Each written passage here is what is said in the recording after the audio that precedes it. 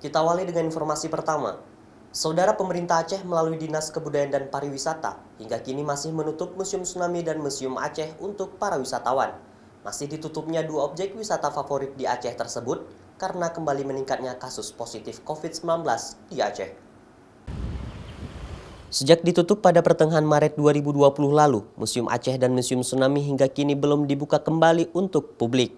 Dua objek wisata favorit yang dikelola oleh pemerintah Aceh tersebut masih ditutup karena kasus COVID-19 yang meningkat di Aceh.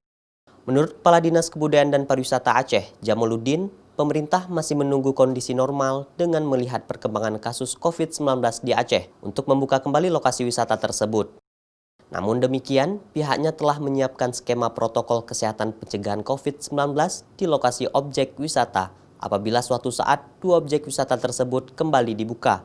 Seperti menyemprot seluruh fasilitas museum dengan disinfektan, mengatur jumlah wisatawan yang masuk, menyediakan tempat cuci tangan, mengukur suhu tubuh pengunjung, hingga menyiapkan alat pelindung diri atau APD bagi petugas untuk mengantisipasi adanya kasus COVID-19 di dua lokasi tersebut. Sudah menyiapkan protokol kesehatan yang dipersyaratkan oleh Kementerian Kesehatan, menyediakan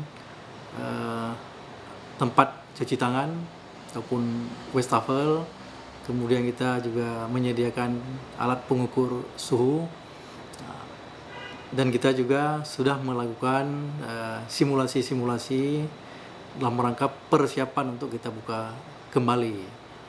Begitu juga di Museum Tsunami.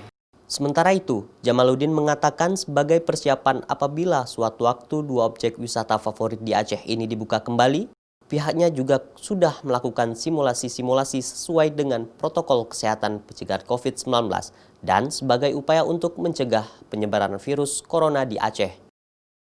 Mustajab, Kompas TV, Banda Aceh.